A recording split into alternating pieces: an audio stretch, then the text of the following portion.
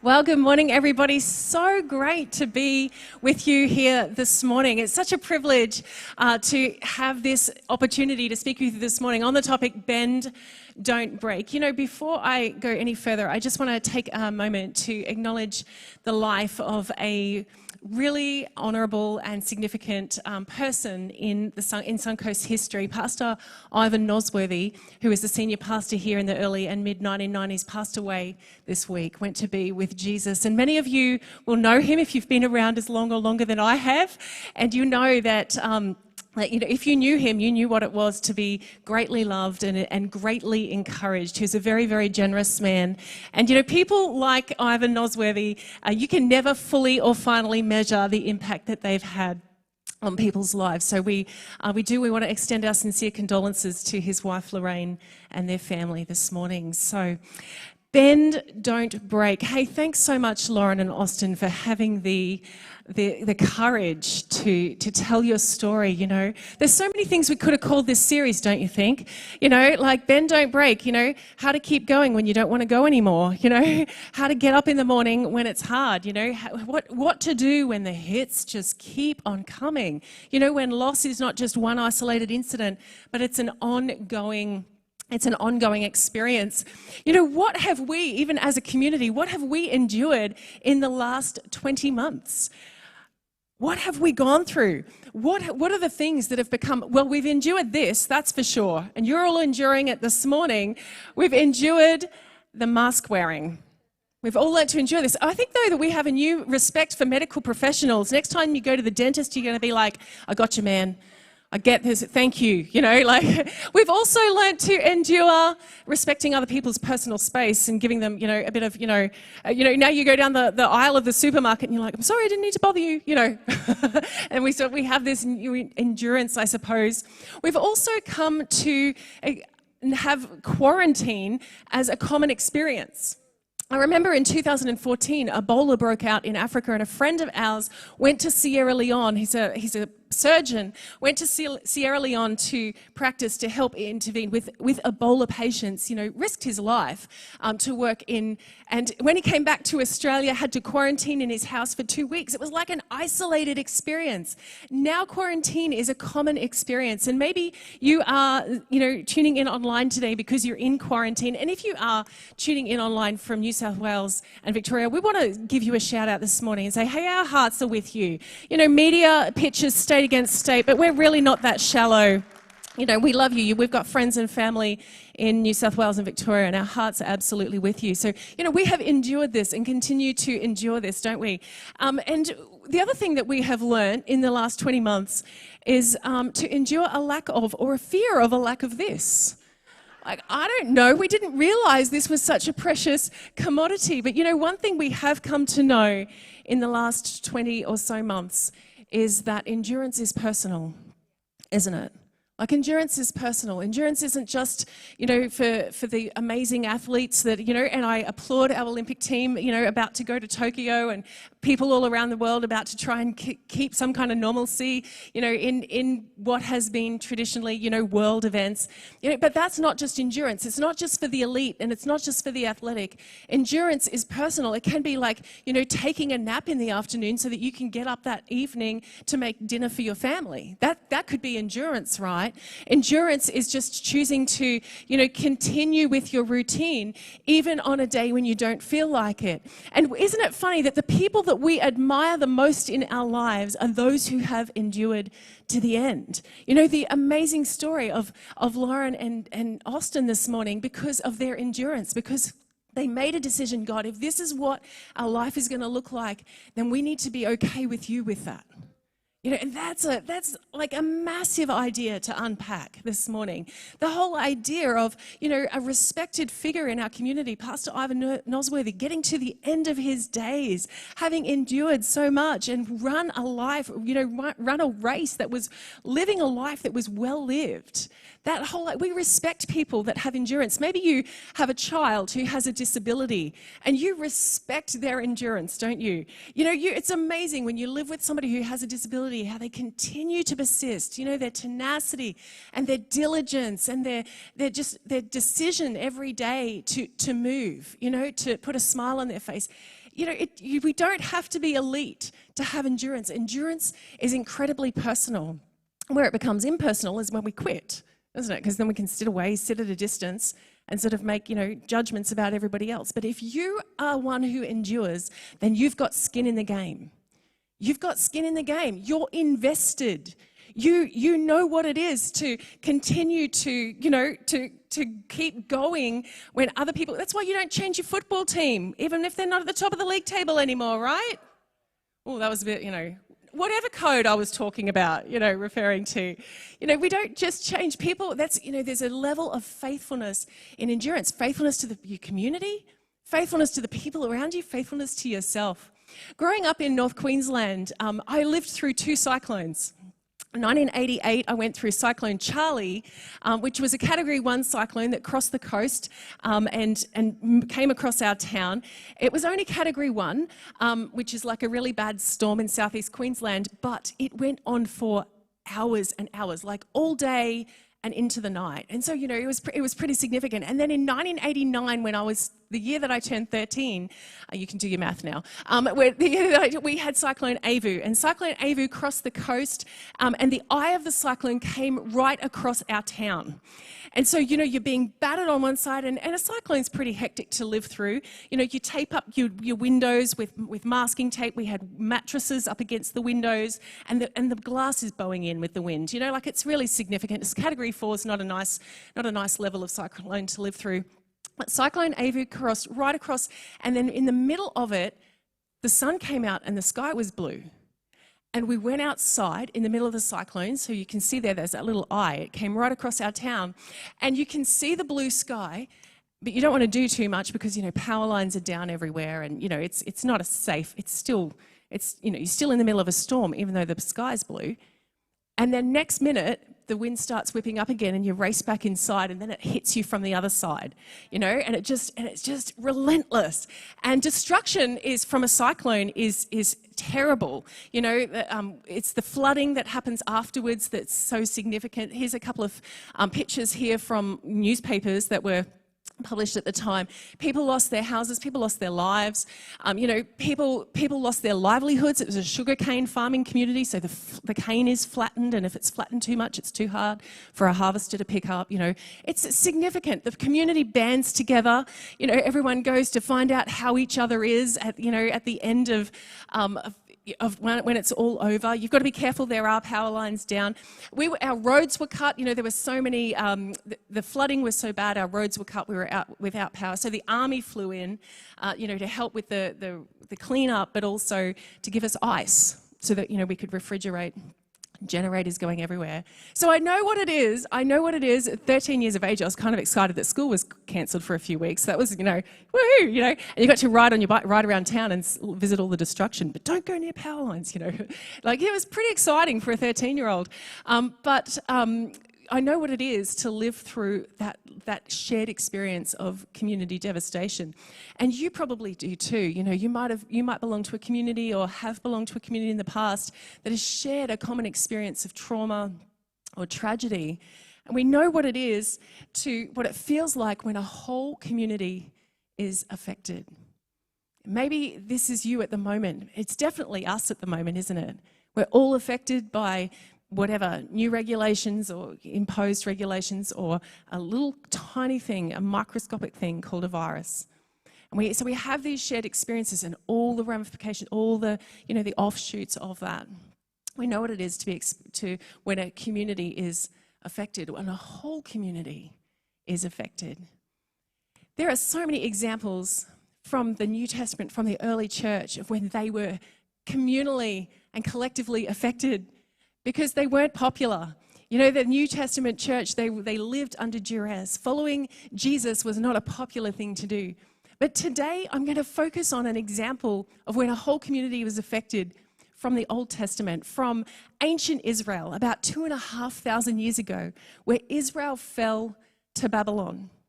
And there's a book in our Old Testament called Lamentations. It's a book of lament. It's a book of sorrow. It's a book of heart outpouring, where this prophet called Jeremiah, we think that Jeremiah wrote this book of lament. It's only 5 chapters because it sounds a lot, it has very similar literary features to the book that he wrote when he said, I, Jeremiah, am writing this. Nobody actually says that in Lamentations, but we're pretty sure that Jeremiah wrote the book.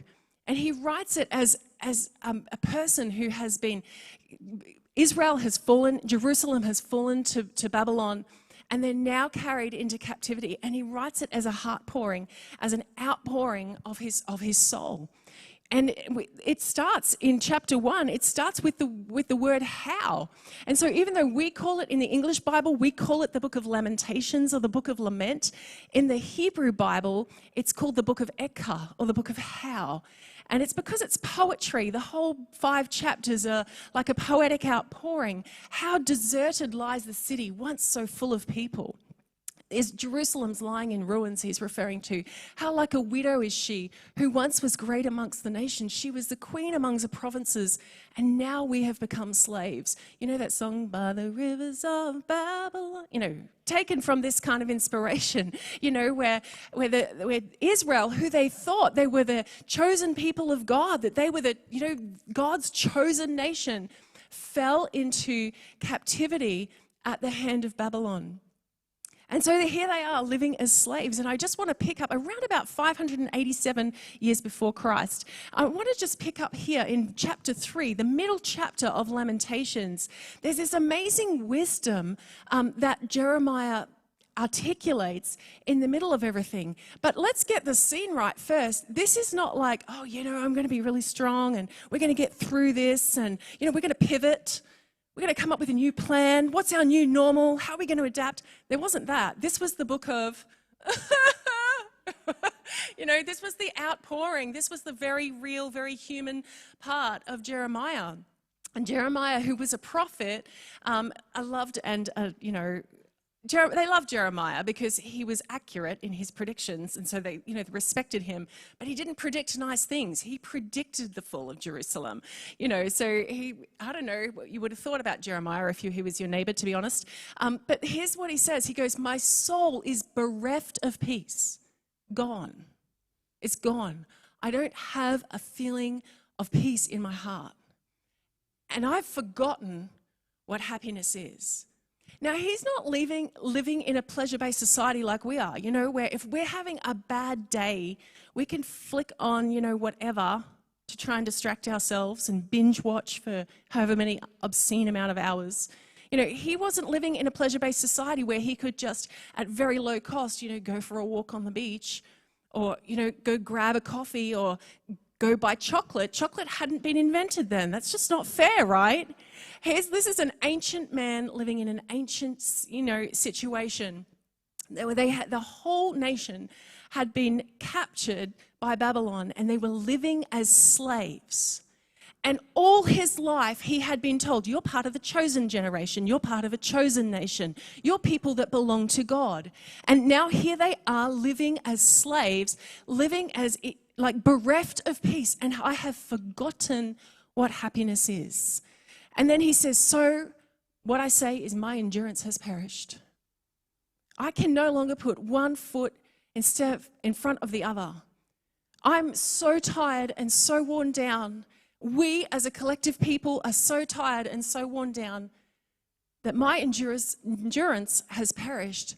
And then he says this, and so has my hope from the Lord, because for me now, this isn't just a physical thing. We just haven't been physically displaced. This isn't just an emotional thing. I'm not just sad.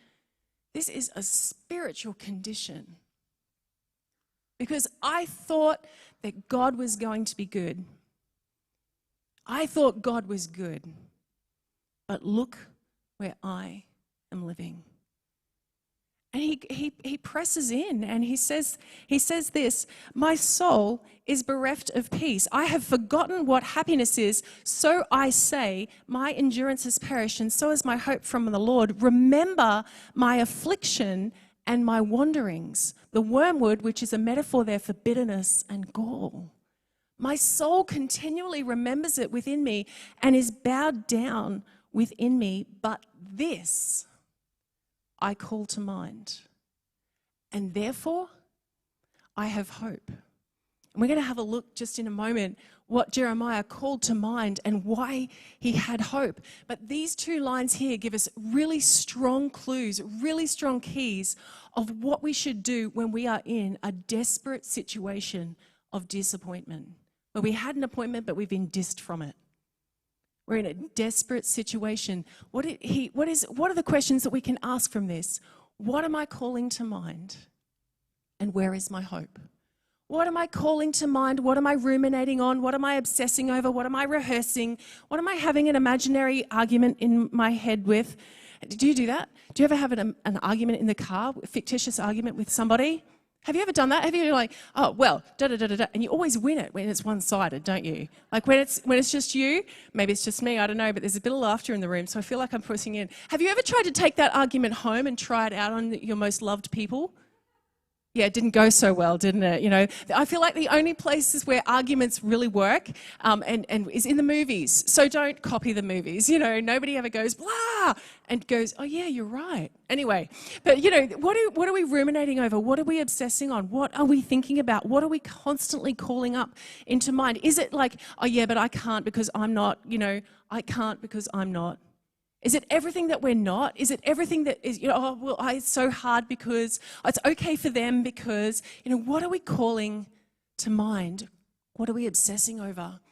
And I think a really great, and I say this with all, you know, all the compassion, I think a really great indicator here is if we can't interrupt our own thoughts, that's when we need to go talk about it with somebody. You know, if we can't interrupt our own thoughts and take our own thoughts captive, that's when we need to go talk to a really trusted friend, you know, that you know is going to give you good advice. Seek out counsel from a counselor. You know, go get some kind of intervention to help you with your thoughts. And the other question we can ask here when Jeremiah is talking about, you know, but I called this to mind and therefore I have hope, is where have I put my hope? Is my hope on a particular outcome? Because we all know what it feels like, don't we, when we don't get the outcome that we were hoping for. You know, when the plan doesn't come to pass, when the holiday that you've been hoping for, that, you know, the borders are shut and you can't move out of the state, or, you know, whatever it might be, when you hoped to go and see family and you still haven't been able to see them, the grandbaby that you've never met yet. You know, where is your hope? Is your hope on an outcome? And so let's see what Jeremiah writes here. He says, but this I call to mind, and therefore I have hope. And then he switches and he lifts his eyes. And he goes, the steadfast love of the Lord, it never ceases. And his mercies never come to an end. We've sung about that so much already this morning in the songs that we were singing today, in Austin and Lauren's story today. But the steadfast love of the Lord never ceases, and his mercies never come to an end. And Jeremiah almost turns in his writing here. And there's a lot of this. There's a pattern of this in the scripture. If you study the scripture, particularly in the Psalms and in Lamentations, in the books of poetry in the Bible, you find that there's a very raw and a real outpouring of the soul. You know, woe is me, my life is a mess, this isn't fair, and it's pretty true. You know, it's not like, you know, but then they don't always, the writers don't stay there forever. They flip and they go, but I will remember. But I will remember. And in this instance, Jeremiah is saying, I'm remembering that the love of God is steadfast, it's immovable, it's unshakable, it never ceases. It's greater, it's greater than my lived experience. It's greater than what I know. It goes beyond my comprehension. His mercies never come to an end. And we get a really, you know, important insight here into what God is like and who God is. And it goes on, but they are new. Talking about the mercies of God, they are new every morning. Therefore, I have hope. And Jeremiah writes here about how the earth turns on its axis every day and the sun goes down and comes up again every morning, and you're healed just a little bit more than you were the day before. That the mercy of God is new every morning. Have you ever experienced that? You know, when you've been through a major trauma, been through a major disappointment, a major tragedy, And with every passing day, with every rotation of the earth, with every new sunrise, it's like you've healed just a fraction, just a little bit more. It's amazing how God has set up the world. And so Jeremiah is bringing this to mind in Babylon, in his captivity. And he says, therefore the Lord is my portion. I might not have anything else in my hand. I might now be a slave to the Babylonians. Jerusalem lies in ruins. What I hoped for hasn't come to pass. I'm covered with dust and they haven't invented chocolate yet. There is no Netflix to binge on and I don't have a beach to walk on. You know, like all those things. He goes, I've got nothing. I have got nothing. I'm bowed down, he said in the scripture. But my portion is the Lord. The steadfast love of the Lord that never ceases and his mercies that never come to an end. Therefore, I will hope in him. Therefore, I will hope in him. Which leads us to the next question that we need to ask when we're in a situation where our souls are bereft of peace is, who is God? And what is he like? What is God like? And I would propose to you this morning that this is the biggest question of all time. This is a bigger question than what's the meaning of my life? And the reason is because when we understand who God is or start to understand who God is and what God is like, we're halfway there to understanding the answer to what is my purpose. Because all of a sudden we've got perspective, you know, in a correct, you know, we've got, how do I say that properly? We've got a more accurate perspective of life. Because we're realizing who our Creator is and what very small part of a massive timeline that we play. So who is God and what is God like? My goodness, we could talk about this for a lifetime. And the reason we could talk about this for a lifetime is because of two facets of God, two parts of his nature that Jeremiah presses into here. He talks about how the steadfast love of the Lord never ceases, how his mercies never come to an end, that they are not finite, but they are infinite. And one of the amazing things about the nature of God, the creator of the heaven and earth, the one who hung the planets in the solar system and the stars in the galaxies, the one who makes the earth spin on its axis and gives us a new sunrise every morning. The amazing thing about the creator of heaven and earth, about the God that we love and serve, is that he is incomprehensible. We can never fully or finally understand God. And that's not to say that we should, you know, park our brains and leave our thinking at the door. Absolutely not.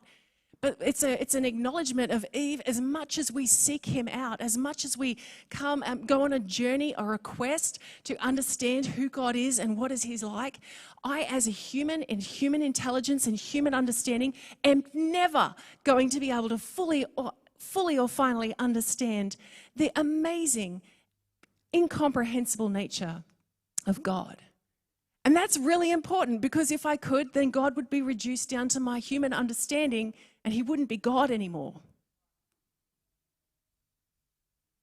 God is incomprehensible. He's bigger than what we can understand or comprehend. Therefore, the prophet Isaiah, who was, you know, wrote around the same part of the Bible as Jeremiah that we're talking about, he talks about how the ways of God are higher than our ways. His thoughts are higher than our thoughts. And then the New Testament writers, they say things like, we only know in part. We can only see things in part.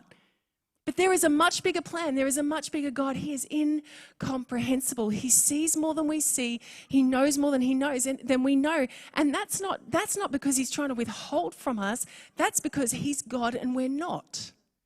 And that's hard for us to get our heads around, because we live in a society that constantly elevates individuals as amazing.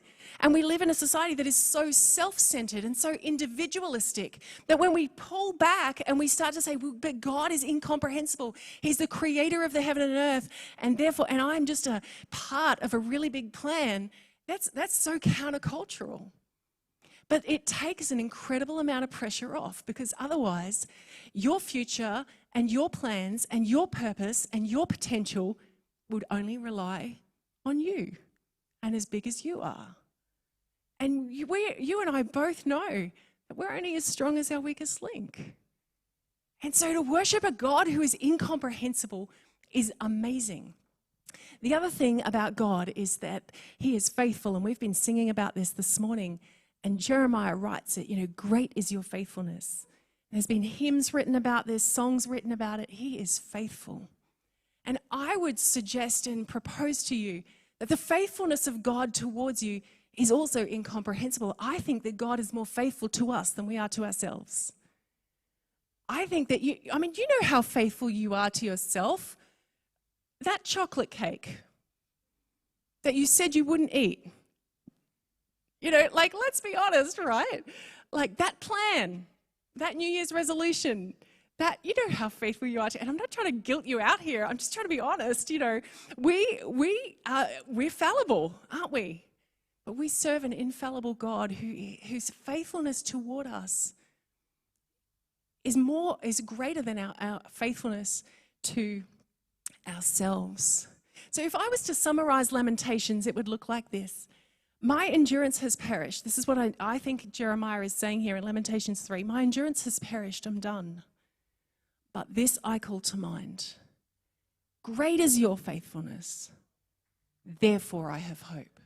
And now my hope is not placed in an outcome. Now my hope is placed in a God who is bigger than I am, whose ways are greater than my ways, whose thoughts are higher than my thoughts. And as much as I have made it my life quest to know him and be known by him and to get to know who God is and what God is like, and as much as that is a lifelong journey for me, there is a security and assurance in knowing that I will never get to the end because he is great and great is his faithfulness. So therefore I can securely place my trust in him. And so here's the endurance hacks from Jeremiah, or the keys to endurance that we find in Lamentations. What am I calling to mind? Where am I putting my hope? Am I putting my hope in a plan or in the purpose? Am I putting my hope in an outcome or in the Creator? Where am I putting my hope? And who is God? And what is God like? I said earlier that there are so many other examples in the scripture of where a whole community has been affected. And if we were to fast forward 600 years to Jerusalem, Jerusalem has been reinstated, the temple has been rebuilt. Israel is living back in Israel. Babylon is now ancient history. The Babylonians the empire rose and fell, and now Israel is living under Roman occupation. And the Roman Empire, it's the time of the Roman Empire, around the time of Jesus and the first century church. And there's a writer in the New Testament who writes a letter to the church living in Jerusalem. It's called the book of Hebrews because he's writing to Hebrews. And he says in Hebrews chapter 10, 600 years later, same nation, same people. My heart goes out to Israel because they've kind of lived under occupation for longer than they haven't, He goes, but you have need of endurance. In verse 36 of chapter 10, and then we skip down to verse 39 and it says, but we are not of those who shrink back and are destroyed, but we are those who have faith and preserve their souls. And the writer of Hebrews here makes a really strong link between having faith in God and the well-being of your soul. Having faith and preserving your soul. And so the endurance hack that we have from Hebrews here this morning is don't shrink back. You might be like, oh my gosh, Allison, I need to say no more. No, that's not the same thing. You can say no to something because you're saying yes to something else, right? That's the key in life. You don't have to say yes to everything and overschedule your life to live a full and fulfilling life. You can say no to things because you're saying yes to something else. Some of you are in a season at the moment where you're saying, yes, I'm committed to my children. I'm raising my children. So you've had to say no to a few things. But the key is this: no for now, but not forever. Don't shrink back. You can say no to something for now, but don't write yourself off and say no forever. Don't shrink back. So what are the endurance hacks that we have from the scripture this morning? The keys to endurance, the keys to an enduring faith. are these four questions or four statements. What am I calling to mind? Where am I putting my hope? Who is God? And what is God like? And don't shrink back. Don't reduce back to mediocrity because things are getting hard. Don't reduce back to half-baked just because you have to wear a mask. Don't stop praising. Don't stop praying. Don't stop questioning. Don't stop searching or seeking. And so my challenge to you is this morning, and we're all on different journeys and we're all at different stages of faith and life and situations, is what is the one thing that you need to take with you today? Is it the challenge of, hang on, what am I calling to mind? What am I ruminating on? What am I obsessing over? Or is it, where am I putting my hope? Have I put my hope in an outcome, or have I put my hope in God? Because outcomes can change, the goalposts can shift, we know that. But God, there is no shadow of turning in the nature of God. God is the same yesterday, today, and forever. His faithfulness is greater than the heavens.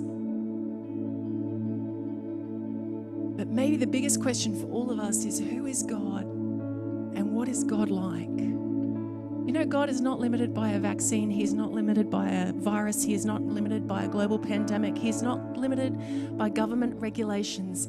God is greater than all of that. Who is God to us and what is God like? Who is He and what is He like? And I would encourage you to make a decision to search this out.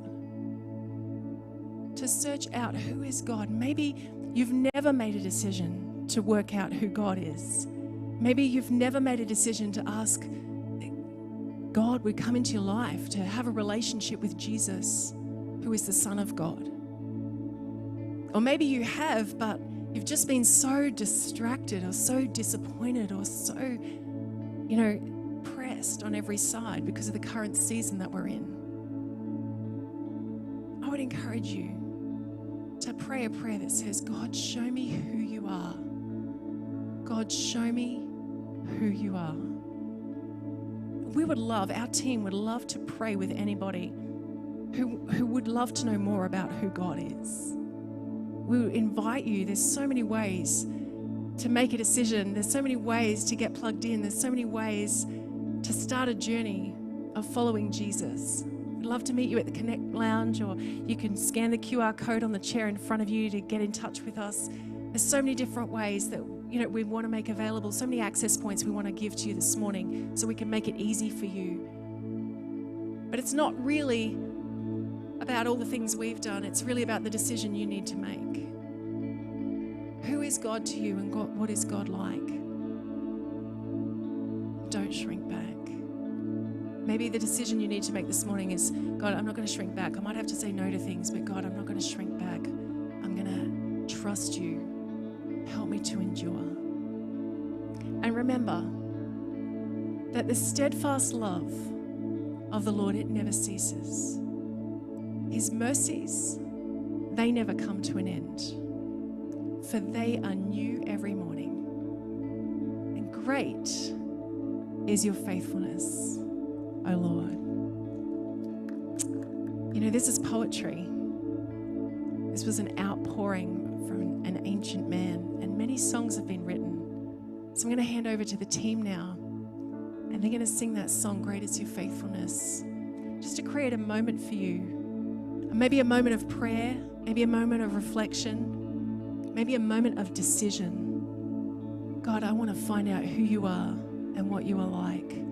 Jesus, I want to follow you. God, I want to give you my life because I don't want to be limited to my own strength and my own ability. God, I want to go from a natural existence to a supernatural existence. God, I want you to come and minister to my spirit. Because this isn't just physical, this isn't just emotional, God, this is a spiritual matter. So we want to create this moment for you. Thanks, guys.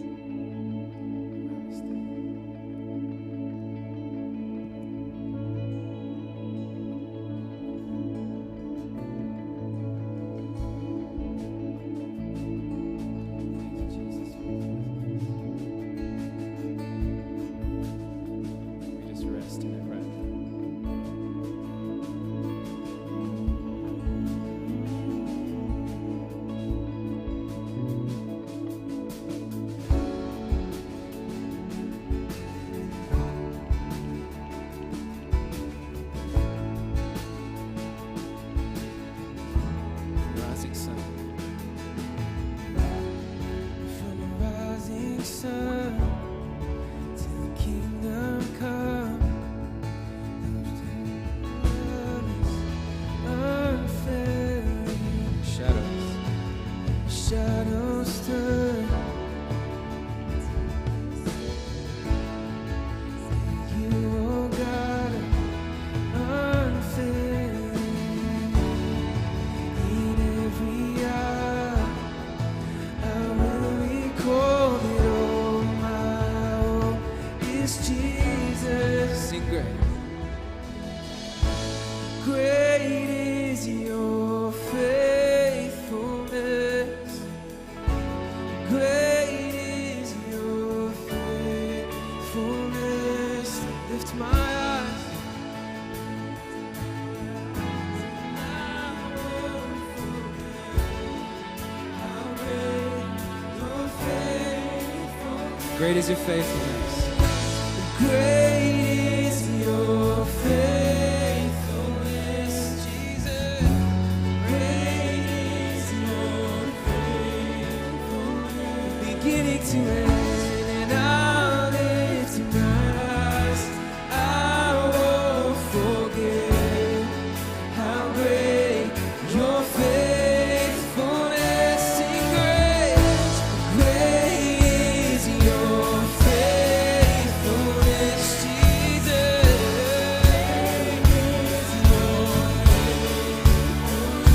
I'll lift my eyes, and I'll lift my eyes, and I won't forget how great your faithfulness.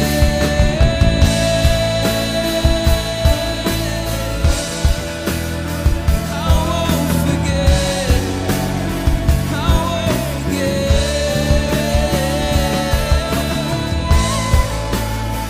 I will remember. I won't forget.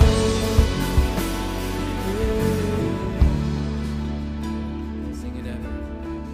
In every season, for joy and weeping, in everything our God is faithful. His arms are open, and now we'll come running, now and always our God. There will be a season. There'll be a season for joy and weeping, in everything our God is faithful.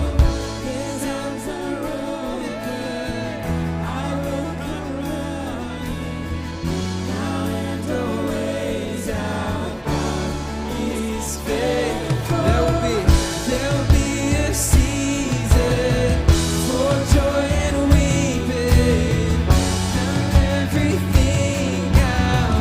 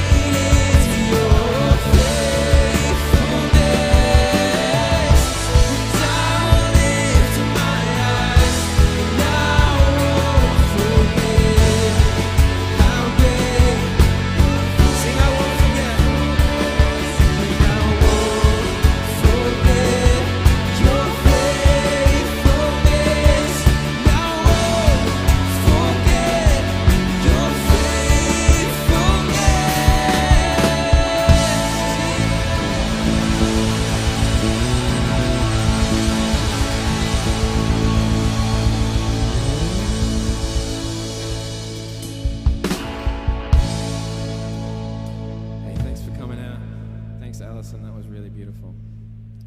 Thank you, Jesus, for being faithful. Thanks for coming out and being with us. Have a great week.